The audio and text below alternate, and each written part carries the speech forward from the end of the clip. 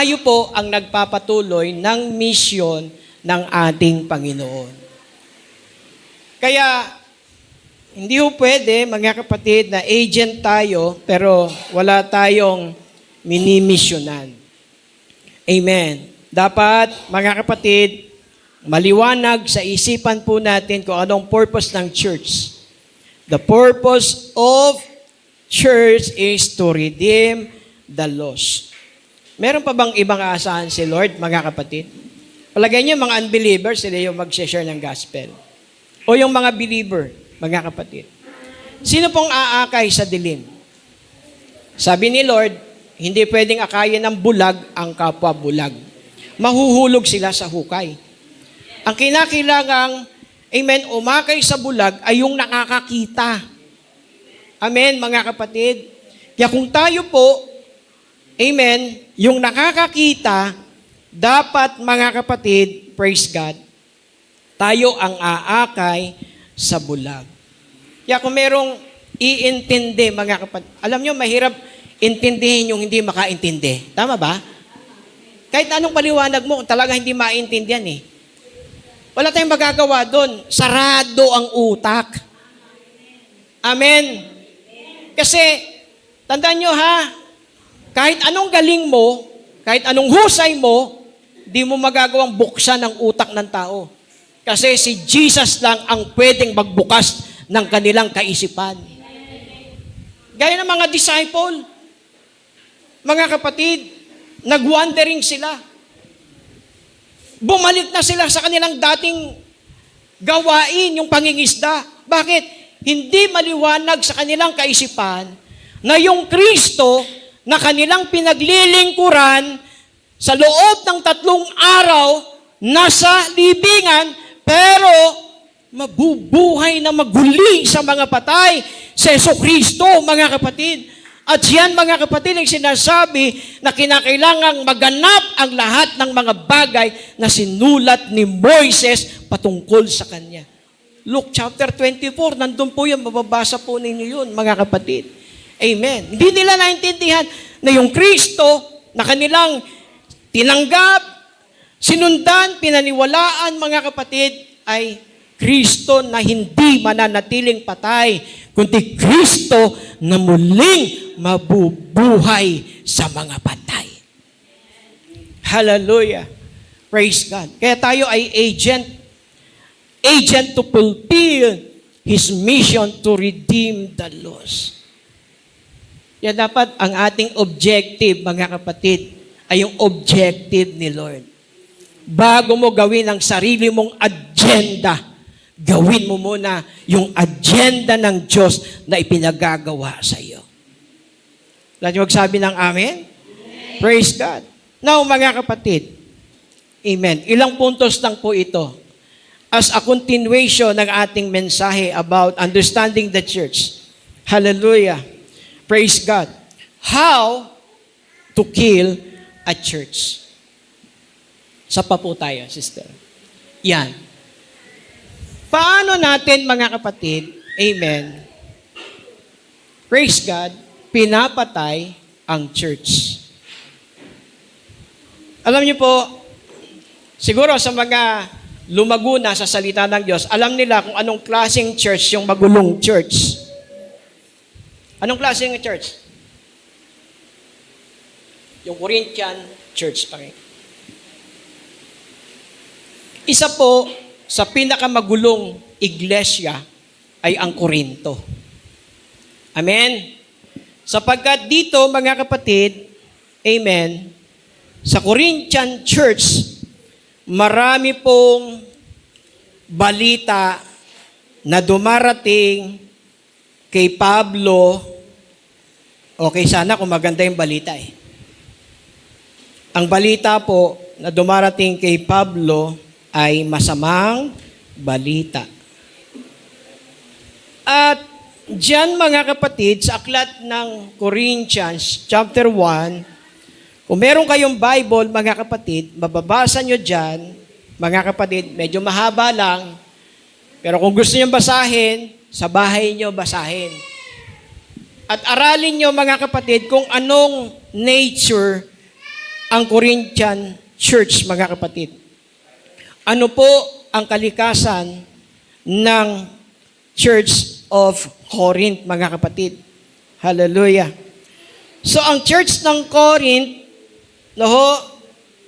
ito ay defiled church. Divided church. And disgraced church. Defiled, divided. Kasi yung iba rito kay Pablo, ang iba kay Apollos. Amen? Meron silang kanya-kanyang manok. Divided. At nakakahiya. Bakit? Kasi may tatay, minumules siya yung anak, mga kapatid. So, ito po yung klase, mga kapatid, ng church na kapag ka ito ay pumasok, mga kapatid, amen, hindi natin alam, pinapatay natin ang church. It was a defiled, divided, and disgraced, mga kapatid. Hallelujah. Ito yung nature ng Corinthian church, mga kapatid. Puno ng mga immoralidad. Puno ng carnality, mga kapatid. That's why, ang totoong church, yung mga taong pumapasok dito, hindi pwedeng hindi magkakaroon ng pagbabago. Dahil kung tayo, mga kapatid, the same pa rin ang buhay natin at hindi tayo nababago, mga kapatid, ang tawag sa iyo ay church killer. Praise God. Pinapatay mo ang church, mga kapatid. Marami pong bagay, mga kapatid, na pwede na ikakategorize, mga kapatid natin, as church killer. Dami niyan, mga kapatid. Pero ilan lamang po ang aking nais na i-share sa inyo. So if you want to kill, ito po, if you want to kill your church, pakikita ko sa inyo kung paano. Number 1, patayin mo ang unity sa loob ng church. Di ba mahirap yan, di ba? Pag wala hong unity sa loob ng church, mahirap i-unite, mga kapatid, yung ayaw maging united. Everybody say amen. Dapat meron tayong one mind. Kasi isa lang naman yung kaisipan na tinanggap natin. Kaya nga si Pablo, sinasabi niya sa kanyang sulat na maghari sa inyong kaisipan ng kaisipan ni Kristo. Pag hindi ka pinaghaharian ng kaisipan ni Kristo, sino o ano ang iniisip mo, mga kapatid? Amen. Huwag nating patayin ang unity. Dapat tayo ay nakikipag-cooperate. Pag sinabi ni pastor, may meeting tayo, dapat makipag-cooperate tayo. Pag hindi tayo nakikipag-cooperate, ipinakikita mo yung sarili mo na inihihiwalay mo. Tama o hindi tama? Amen. O patayin mo unity. Pag hindi tayo nakipag-unite, mga kapatid, amen, sarili mo nakikita mo parang gatong.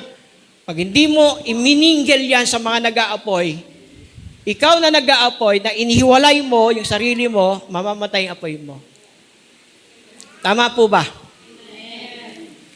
Ang isa po sa kinaluluguran ng Diyos na gusto niyang makita ay yung salitang ito.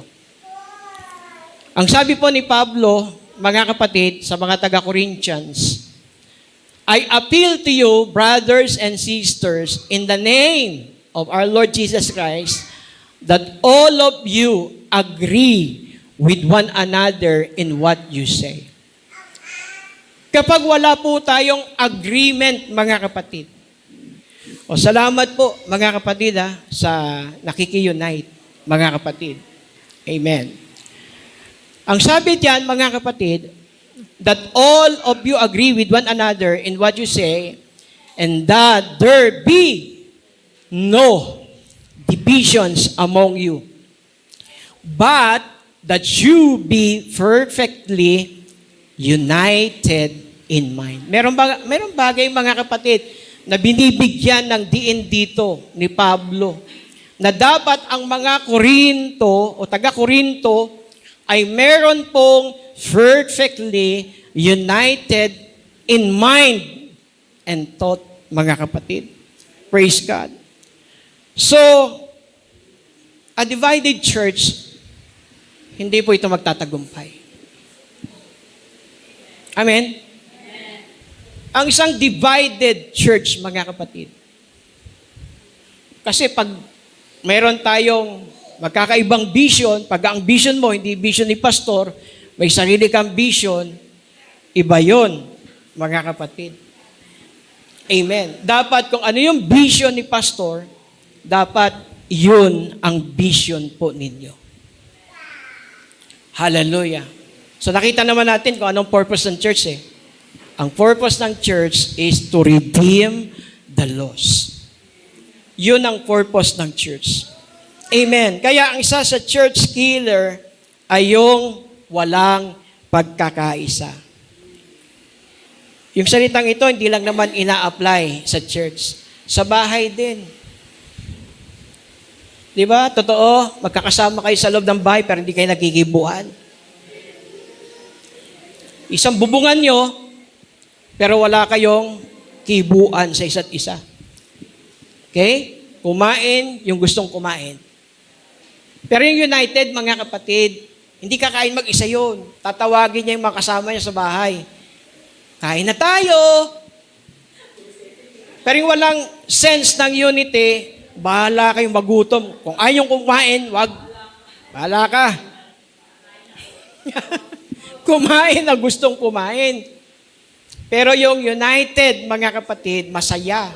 Kahit tuyo ang pinagsasaluhan nyo, masaya ang pamilya nyo. Bakit? Sama-sama kayong kumakain. Okay? Yeah. Madalas yung anak ko, pinagagalitan ko nga eh. Alam niyo kung bakit?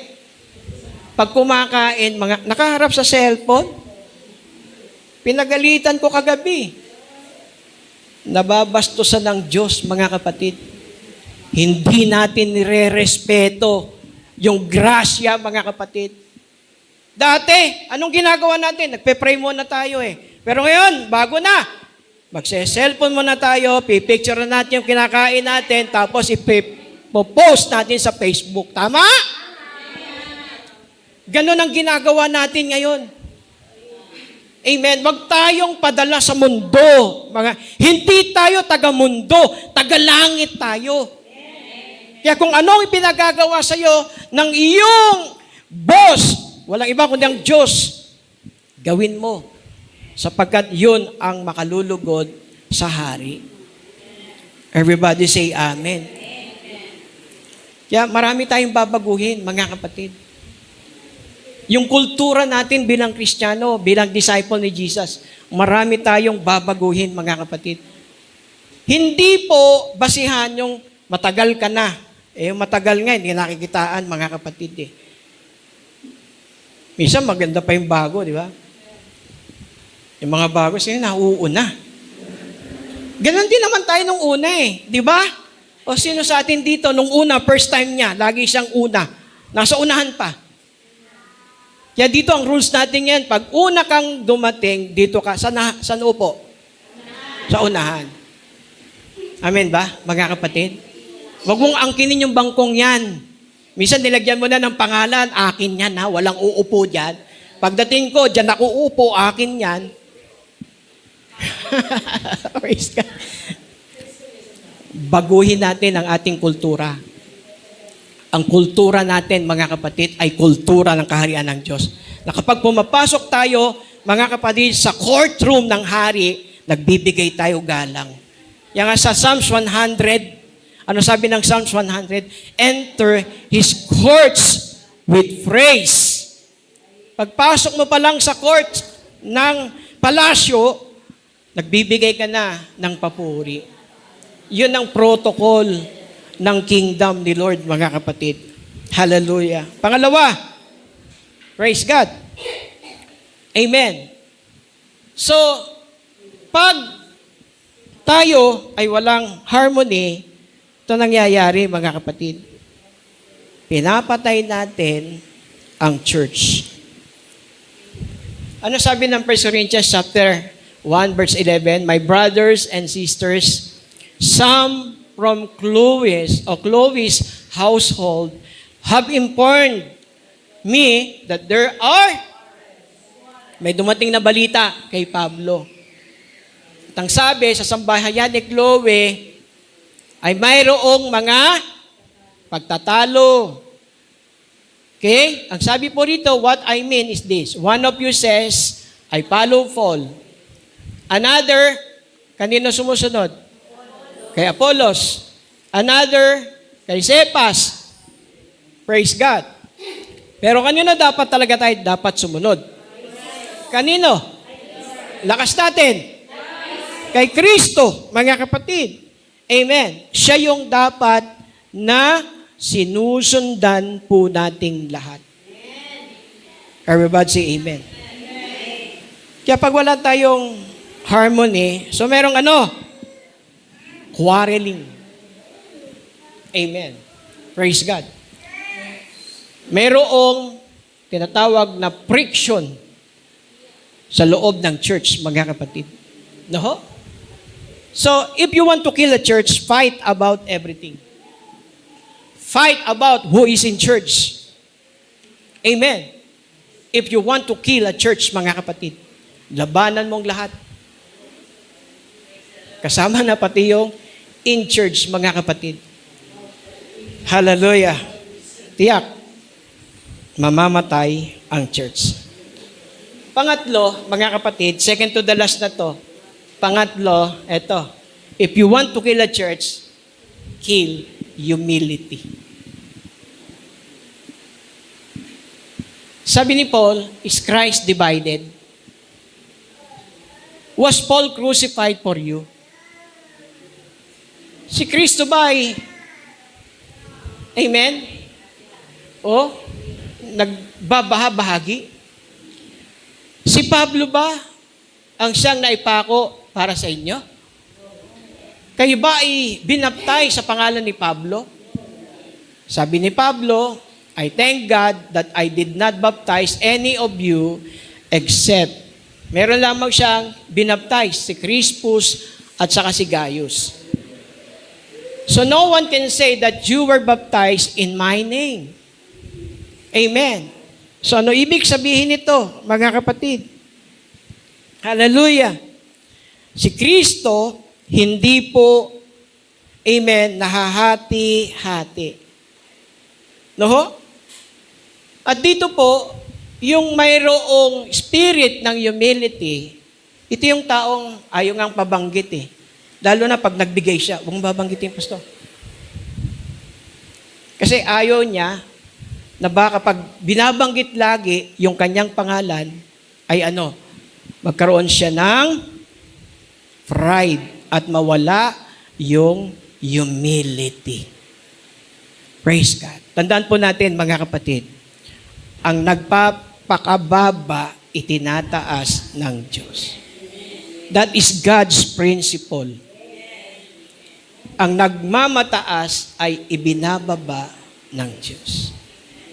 Alam nyo, mahirap mga kapatid yung taong nasa mataas.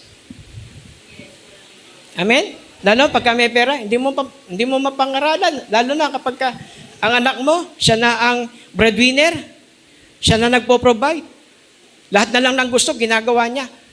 Tatahimik ka na lang kasi siya ang hindi ka lang kumikibo eh. No? Praise God. So, kapatid, napakahalaga yung humility. Napakahalaga po ng salitang yan. Kung ako po sa sarili ko, ano ba may pagmamalaki ko sa Diyos? Kung meron pong masigit, mga kapatid, no, sa kalagayan kong ito at ilalagay ng Diyos, so be it. Pero as long, mga kapatid, Diyos ang tumawag sa akin at Diyos ang naglagay sa akin, sino mag-aalis?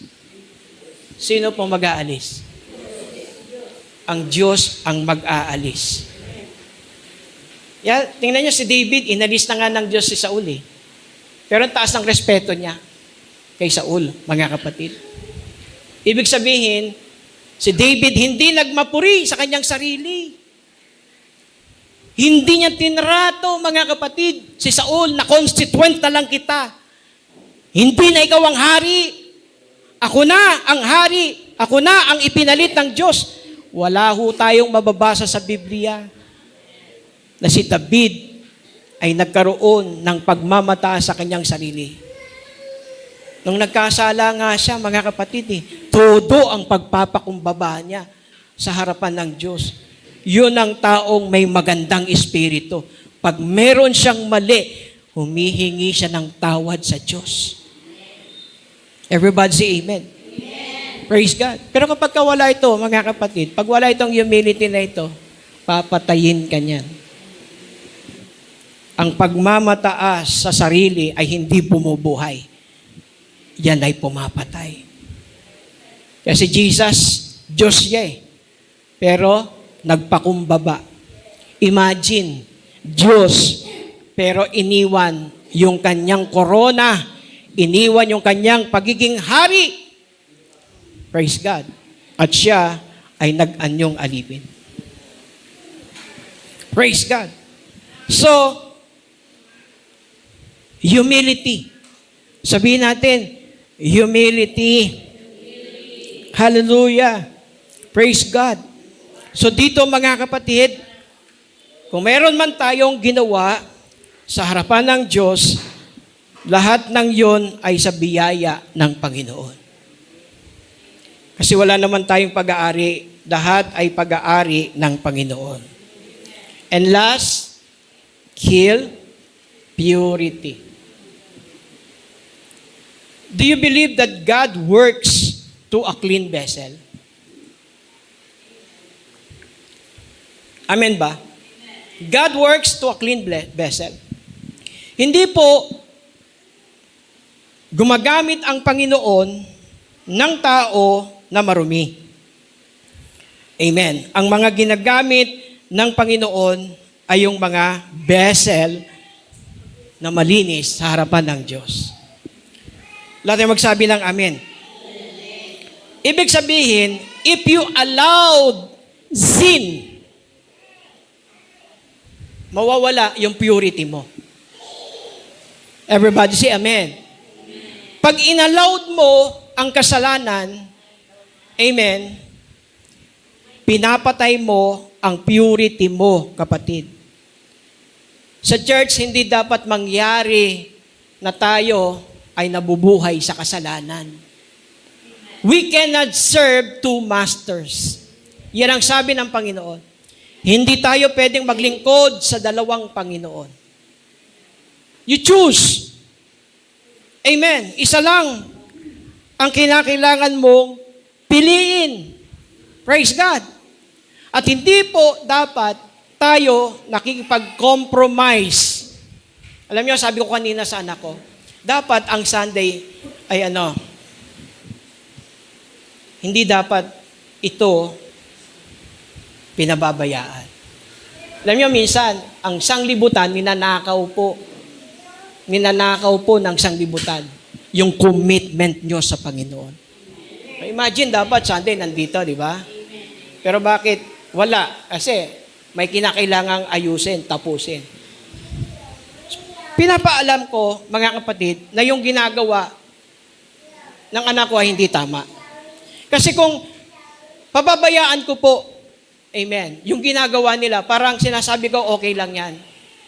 Hindi po okay yon. Pero, may sarili silang pagpapasya. Ako bilang tatay, hindi lang naman ako pastor ng church, tatay din ako. At kung yung anak ko hindi tama ang ginagawa, kinakailangan ko silang sabihan. Bakit? Ako po, mga kapatid, ang may pananagutan. Ang parents po, ang may pananagutan. Mga kapatid. Kaya kung kayo, mga young people, pag kayo, sinasabihan kayo ng mga mahal nyo sa buhay, tanggapin ninyo ng may pagpapakumbaba. At sikapin nyo na yung sinasabi nila ay masunod ninyo. Kasi yun ay para sa inyong ikabubuti. Tandaan po natin ha, huwag nating ibigay kay Satanas yung ating purity. Everybody say amen. Ang church ay dapat pure. Dapat ang church ay hindi compromise. Everybody say amen. Hindi natin pinapayagan ang mga pagkakamali. Mga kapatid, pag ang pastor hindi nagre-rebuke, hindi totoong pastor yun. Hinahayaan kang maimpyerno. Ang pastor, pag hindi nangangaral, mga kapatid, ng mga bagay na ikatutuwid, amen, hindi ka dadalin sa kaharian ng Diyos ng pastor na hindi marunong mangaral ng correction. Everybody say amen. Alam niyo, iba kasing pastor, takot mag-preach ng medyo matigas. Lalo na kung giver, mga kapatid. Praise God. Laho, takot silang mag-preach ng mga bagay na pwedeng masaktan ang kanang kalooban. Pero hindi po. Hindi ganon si Pastor Bustos. Kasi kung ano ang leading ng Holy Spirit at yun ang gusto ng Panginoon iparating sa atin, tandaan nyo, behikulo lamang ako ng mensahe ng Diyos. Kumbaga, sa kartero, although, ngayon, di na masyadong kilalang kartero eh. Pero dati, laging may kumakatok na kartero eh. At may daladalang mga sulat, di ba, mga kapatid? Ngayon, sa cellphone mo na lang. Amen. Ang kartero, may karapatan ba siyang baguhin ang content ng sulat? Wala siyang karapatang baguhin o i-edit ang content ng sulat. Siya ay taga-deliver lamang. Ang pastor parang kartero. Hindi ko pwedeng i-edit, hindi ko pwedeng i-erase ang anumang bagay na gustong iparating ng Diyos sa atin. Wala tayong magsabing amen? Kaya dapat mananampalataya tayo ng Diyos na disiplinado sa harapan ng Panginoon. Si Pablo ay isang taong disciplinarian. When it comes, mga kapatid, to discipline himself, ang sabi niya, mga kapatid, sabi nga niya, hinahampas ko ang aking sarili. Parang minsan tapikin natin, gising, ano na ba? Kamusta na ba? Ano na ba ang kalagayan ko bilang isang mananampalataya ni Kristo? Lumalago ba ako? Praise God. Taglay ko ba ang mga bagay na makapagpapalago sa pananampalataya ko? O taglay ko ang mga bagay na pumapatay sa pananampalataya ko? Kapatid, God works a clean vessel. Everybody say amen. Praise God. I-promote natin ng church na kung saan tayo, pag malaki natin ng church na ito. Kasi dito, nakita talaga natin ang kapangyarihan ng Diyos. May naramdaman tayo rito. Ako, nagpapasalamat sa testimony ni Sister Criselda. Alam niyo kung bakit? Kasi pinamili siya in between, mga kapatid. Pero dahil dito niya naramdaman at dito niya sa lugar nito naranasan buhay ang Diyos. Kita mo naman, sister, pinagaling ng Panginoon ng anak mo. Yung anak niya, parang may pumutok na ugat dito sa mata. Pulang-pula po. Kamusta na yung anak mo? Kita niyo, mga kapatid, iyan po ang manifestation na buhay ang Diyos na pinaglilingkuran po natin dito. At syempre, mararamdaman mo may pagbabago na. Amen. Sa buhay mo. Si Sister Crisel po ay isang religious Christian before. Kasi umaatin siya pag gusto niya lang. Pero ngayon, di na po. Binago na siya ni Lord eh. Hindi lang kapag gusto lang. Amen. Aga nga niya po kanina eh. Wala pa alas 9, dito na, naunahan pa ako. Naunahan pa ako. Ako nga, nagmamadali, mga kapatid. Nagmamadali nga ako. Alas 9, G's ako dumating, mga kapatid. Ang nakita ko agad, Sir Maria, tama, ikaw ba? Silang dalawa. Yan nung dumating, di ba? Start agad tayo. Lahat ng nasa likuran, dalawa na nga lang kayo, estudyante ko, nandiyan pa kayo, magkahiwalay pa kayo. Kaya, sunod sila, upo sila sa harap. Kaya yung mga sumunod, yan, dire-diretso na. Promote natin ang church na ito. Let's invite the sinners. Ang church ay para sa mga makasalanan. Hallelujah! Hindi para sa mga banal. Ang church ay para sa mga makasalanan. Amen. Pero hindi mananatiling makasalanan ka pag ikaw ay dinala ng Panginoon dito kasi babaguhin ka niya. Amen. Praise God. Mula sa pagiging makasalanan, magiging pure. Amen. Ang kalagayan mo sa harapan ng ating Panginoon. Kaya wala akong kompetensya sa loob ng church.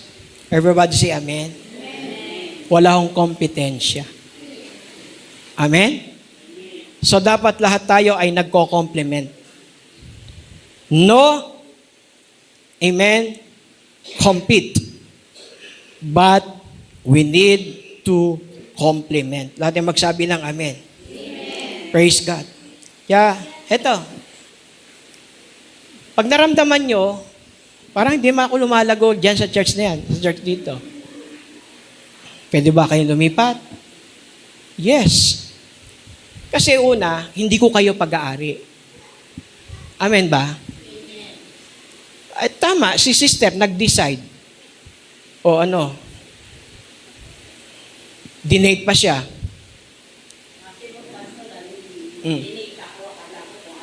Pala doon ako pinausap sa inyo sabi niya, hindi pa nga kami kumain na doon siya kumain.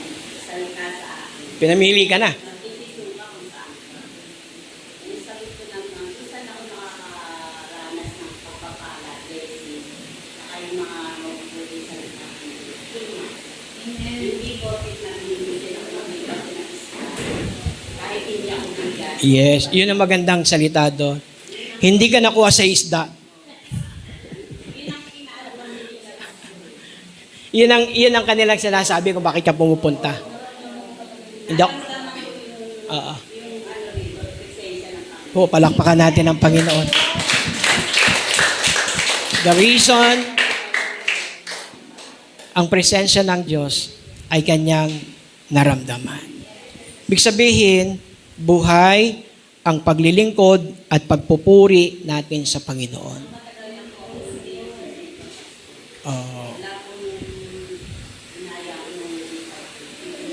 Doon ka lang ulit, praise God. Amen. Salamat, may Sister Ditas, Kasi kung walang Sister Ditas, hindi tayo magkakakilala dito. Amen. Palakpakan natin si Lord. Hallelujah. Alam niyo, Sister Crisel, siya yung masipag na nag-i-invite sa kanilang cell. Mga kapatid. Kaya sa linggo, dalhin mo sila para maka-fellowship natin yung mga nasa cell. Praise the Lord. God bless you, Sister Crisel. Tandaan po natin, we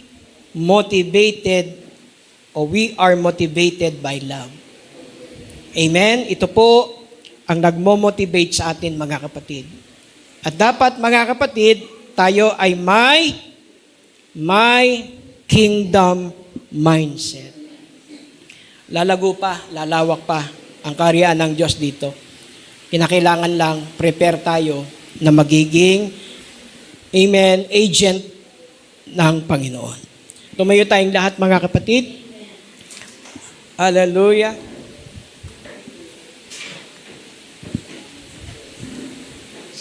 Awit tayo muli kay Lord. Yung awit kanila, sister, yung Tagalog ng solo. Oh Diyos. Oh Diyos.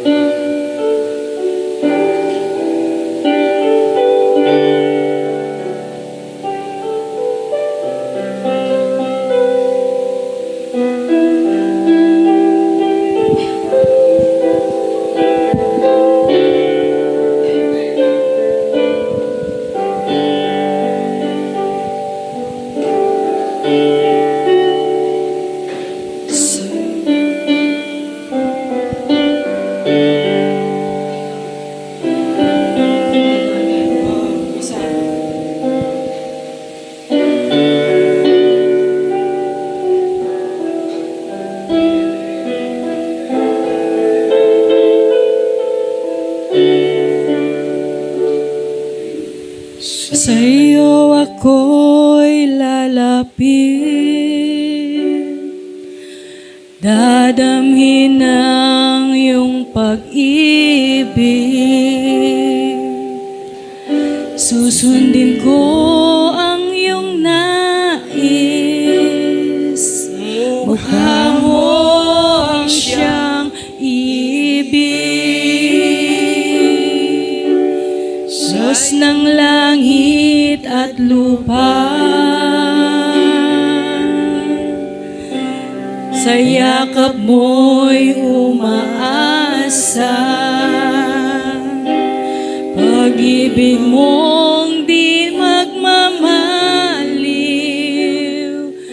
tunay kang kamangha-mangha. O aking Jesus, pag-ibig ng buhay ko, Kasama sa'yo, saan ka man tutungo. ang buhay ko'y tanging ikaw lamang. At habang buhay, paglilingkuran sa bawat araw. nahaharapin ko, pagmamahal mo, tanging sandigan ko, pusong tapat sa kilikhain. Krus mo ang tanging yayakapin, ika'y susundin.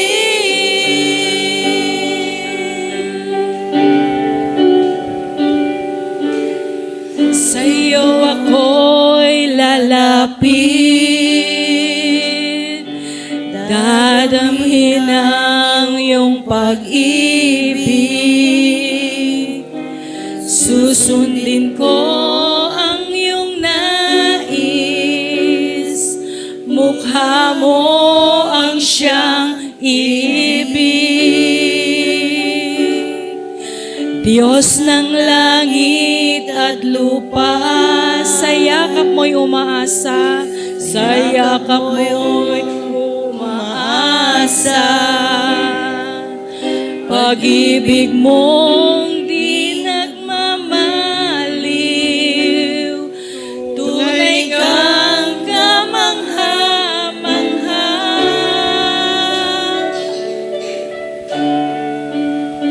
Aking Jesus, pag-ibig ng buhay ko, kasama sa'yo, saan ka man tutungo. Ang buhay ko'y tanging ikaw lamang. At habang buhay ko'y lilingkuran sa bawat naharapin ko, pagmamahal mo, tanging sandigan ko, pusong tapat sa kilikhain. Krus mo ang tanging yayakapin, ika'y susundin. Sa bawat araw, nahaharapin ko. Pagmamahal mo, tanging sandigan ko, pusong tapat sa kilikhain. Diyos na ang tanging yayakapin. Sa bawat araw, nahaharapin ko. Yes, Lord. Pagmamahal mo, tanging Sandigan ko, pusong tapat sa kilikhain. Krus mo ang tanging yayakapin sa bawat araw. Thank you, Lord. nahaharapin pagmamahal mo, tanging sandigan ko. Pusong tapat sa kilikhain, krus mo ang tanging yayakapin, ika'y susundin. Ika'y susundin.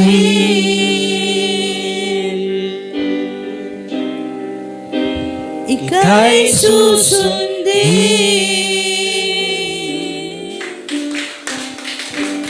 Ika'y susundin. Hallelujah. Lord,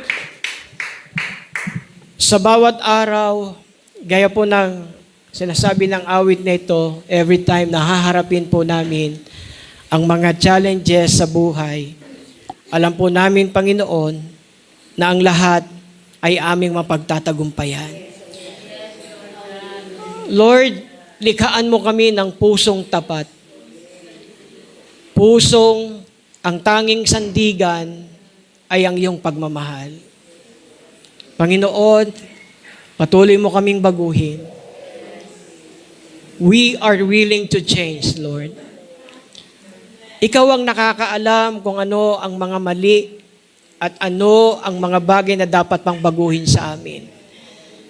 Lord, we are willing to change.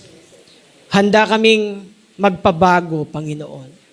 Kung ano ang imahe na nararapat na iyong gawin sa amin, Lord, ikaw ang masunod. Sapagkat ikaw ang aming hari at ikaw ang aming Panginoon na aming pinaglilingkuran. Panginoon, sino man sa iyong mga anak ang narito sa kalagayan na siya iyong binabago, Lord, patuloy mo siyang baguhin, Panginoon. Hallelujah. Patuloy mo kaming likhaan ng isang pusong tapat, pusong laging sumusunod sa iyong kalooban. Tulungan mo kami sa mga struggles na meron kaming kinakaharap na mga struggle, Panginoon, sa buhay. And let the guiding power of your Spirit, hallelujah, ang siya pong mag-guide sa aming lahat. Alam po namin, Panginoon, ang aming espiritu, may kagustuhang gawin ang sariling kagustuhan. Hallelujah, na gusto ng laman. Subalit, kung ang kalooban mo ang siyang maghahari sa buhay namin, hindi makakapanaig ang kagustuhan ng laman. Lord, let your power, hallelujah, ang siyang mag-guide sa amin. Maraming salamat po sa mga salita mo na patuloy na nagko-correct sa amin. Lord, paano na lang kaya kung hindi mo kami itutuwid? Mananatili kami, Panginoon, na marumi at mananatili kami, Panginoon, hallelujah, sa kalagayang talunan at hindi nagiging matagumpay. Kaya, Panginoon, umaasa po kami sa iyong kapangyarihan. Wala po kaming magagawa sa aming sarili. Subalit ikaw, na aming Diyos na pinaglilingkuran, ikaw ang gagawa sa buhay namin. Kaya, Panginoon, ang iyong mga anak na narito ay iyong patuloy na patnubayan ng iyong Santong Espiritu. Bagamat kami ay uuwi muli sa aming mga tahanan, ngunit taglay namin ang iyong kapangyarihan para sawatain at labanan ang mga elemento ng kadiliman. Kaya, Panginoon, basbasan mong bawat isa. Pagpalain mo ang bawat isa. Hallelujah. At patuloy na aming tinatanggap ang walang silid. Hallelujah. Na mga biyaya. Salamat, Panginoon. Salamat po sa iyong mga pagpapala. Purihin ka sa pangalan ni Jesus. lahat ay magsabi ng amen. Okay? So, wala mo nang uuwi, mga kapatid, ano? Kasi yung mga t-shirt po ninyo, uwi nyo na po ngayon. Para sa linggo po, yun po ang isusuot natin. Okay ba yan, mga kapatid? So, yung t-shirt po ay susukatin nyo kung ano talagang fit size ninyo. Kasi ang iba, baka hindi po tama yung sukat, kaya pwede nyong baguhin kung hindi tama yung sukat ninyo. Okay? So, pakikuha nga, Brother Jerome, nandun yung mga t-shirt, pakibaba lang. So, praise the Lord, mga kapatid, mga kananayan. Praise God. So, mag-isip na po tayo ng ating aawitin. Para sa araw ng linggo, ating anniversary, ay aawit naman tayo. Amen? Gusto ba niyo mga kapatid, aawit tayo? Goodness of God. Maganda rin yun, di ba? I love you, Lord. Pag-igihin natin mga kapatid, yung sabay-sabay tayo. Practice. Mag-practice tayo. Kailan kami magpa-practice, Pastor? Di ba maganda yun, For your mercy never fails me. Siyempre, gaganon-ganon tayo, naka-uniform tayo. All my days. So excited ba kayo mga kapatid, makapagpupuri na naman sa Panginoon? So awit tayo, kailan ang practice namin, Pastor? Webes. To all LA. 2 beses po tayo magpa-practice. Ladies and gentlemen, kayo ano po yung sa inyo? Tatawid kayo sa alambre, Jerome? Anong presentation ninyo sa anniversary? Bubugan ng apoy? Gano'n. Okay, so ito po yung ating uniform. Bigyan ko lang kayo ng instruction kung paano nyo plantsahin. Okay? So, pag pinalansya nyo, lagyan nyo lang ng papel tong ibabaw para hindi dumikit. Okay? Ngayon, huwag masyadong babad. Okay lang na daanan nyo ng plancha, pati likod. Okay, pati itong likod. Okay? So, daanan. Lagyan nyo ng papel. Okay, para pag pinalansya nyo, okay na okay po siya. Okay? Kasi rubberized po ito yung didikit sa plancha. Kaya, lagyan nyo lang po ng papel. Okay? Para pagka pinalansya nyo, nandito yung papel. Okay. So, bakit? Ito yung team. Kasi ang vision po natin ay mag-multiply. Okay? Dahil lang church, mga kapatid, ang mission ng church ay maging agent, amen, ng winning of souls, mga kapatid. Okay? So, nawa itong team na ito ay mag-manifest sa buhay natin na hindi lamang po tayo, mga kapatid, amen, haharap sa Diyos na nag-iisa, kundi meron tayong maaakay kay Lord. Amen ba, mga kapatid? So kaya dapat yung ating vision to win souls and make disciples, ito po yung ating magiging vision. Okay?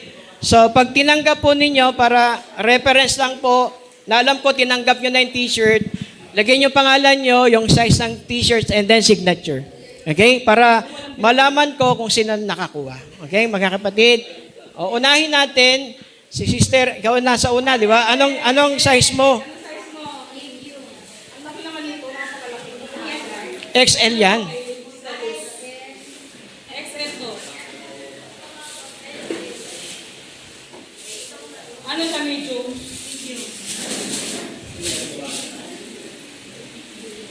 Ito.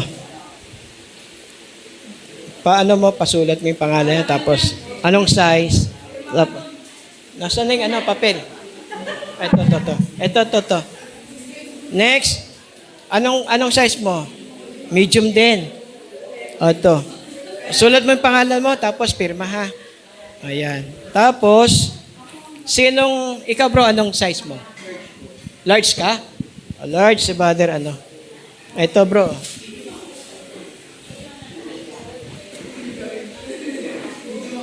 Tingnan mo kung malaki, kung tama yan. Bro, ano ka na? Princess, ano size mo? Small? Okay, small ka lang.